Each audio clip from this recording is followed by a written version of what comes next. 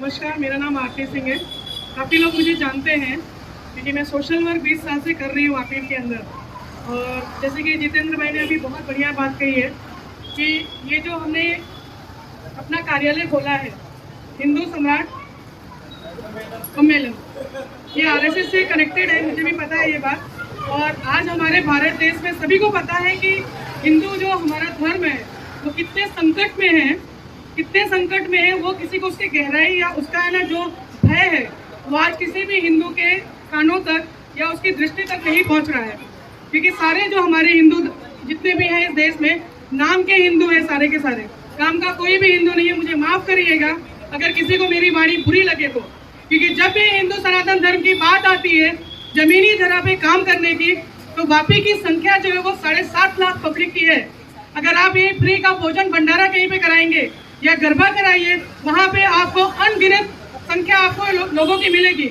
लेकिन जब ऐसे कार्य हम करने उतरते हैं जमीनी धरा पे, तो यही वापी की पब्लिक कहाँ है?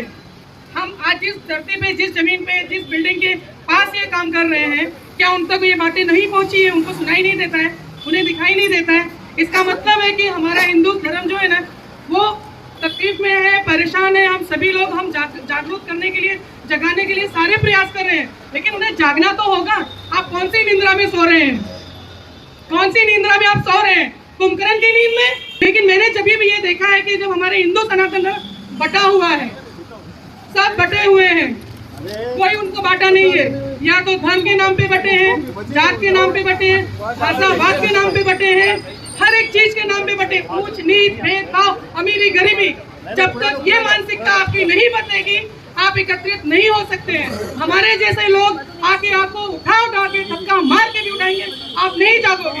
आप कब जागोगे? जब आपके घर में कोई ऐसी घटना घटित होगी जो बांग्लादेश में घट रही है। आज बांग्लादेश में घट रही है, फिर हमारे हिंदू भाई से एक रैली निकाल देते हैं, एक कैंडल मार्च आप कर देते हो। आपको उस दर्द का महसूस करते हो? उस दर्द को कभी महसूस किया आपने कि एक जिंदा आदमी को रोड पर सरेआम जला देना? ये क्या मानसिकता है? क्या मानसिकता है? कहाँ है सारा जो हिंदू सनातन धर्म के इतने बड़े बड़े दिग्गज, इतने बड़े बड़े संगठन बने हुए हैं? किस लिए बने? सिर्फ रैली निकालने के लिए, रील बनाने के लिए, इंस्टाग्राम, सोशल मीडिया पे वहां पे एक्टिव है। आप जमीनी धरा पे आने में उन्हें डर लगता है। सौ सीधी की बात एक आपको बता दो, लोग डरता है, जो डरता है वो मरेगा। डर किस बात का है? जिंदगी में दो ही चीज सत्य है, एक मौत और एक आपकी जिंदगी, और उसका कोई टाइम नहीं है। ना आपका आने का समय फिक्स है, ना आपका जाने का। अरे कम से कम ऐसे समय में अपना टाइम दे करके ऐसे जाओ इस धरती से कि लोग आपको इतिहास में याद रखें। आज हमारे जितने भी लोगों ने हमें हिंदुस्तान को आजादी दिलाई है, क्या उन्हें अपनी जान मान की नहीं चिंता थी? उनका परिवार नहीं था? उनकी उम्र देखिए आप, कम से कम अपने इतिहास को उठा करके आप देख लीजिए। हमारे जितने भी ग्रंथ है उनको पढ़ लीजिए। आप कहीं जाने की जरूरत नहीं है, कहीं जाने की जरूरत नहीं है मेरे ख्याल से। लेकिन मैं सही में तहे दिल से अनुरोध करूंगी हमारी माताएं बहनों से भी, प्लीज आप अपनी लड़कियों पर थोड़ी ध्यान रखिए। बुरा लगेगा, मुझे क्षमा करिएगा, मैं भी एक बेटी की माँ हूँ, लेकिन आपको ध्यान रखना पड़ेगा। आपने छूट दी, दरिंदे आपके बेटे को ले जाएंगे, आप कुछ नहीं कर पाओगे, आपको कोई बचाने नहीं आएगा। आपकी रक्षा आपको स्वयं करनी है। आपकी रक्षा आपको स्वयं करनी है।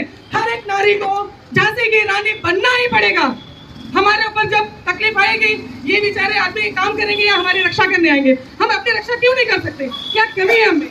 कमी क्या है हमारे अंदर? क्या कमी है बताइए ना। आप कमजोर क्यों बन रहे हो? नारी के पास इतनी शक्ति है कि इतनी शक्ति है, अपनी शक्तियों को आप जागरूक करिए, आप अपनी शक्तियों को पहचानिए। आप किसी से कम नहीं है। झांसी की रानी लक्ष्मीबाई वो भी एक औरत थी, अहिल्याबाई वो भी एक औरत थी।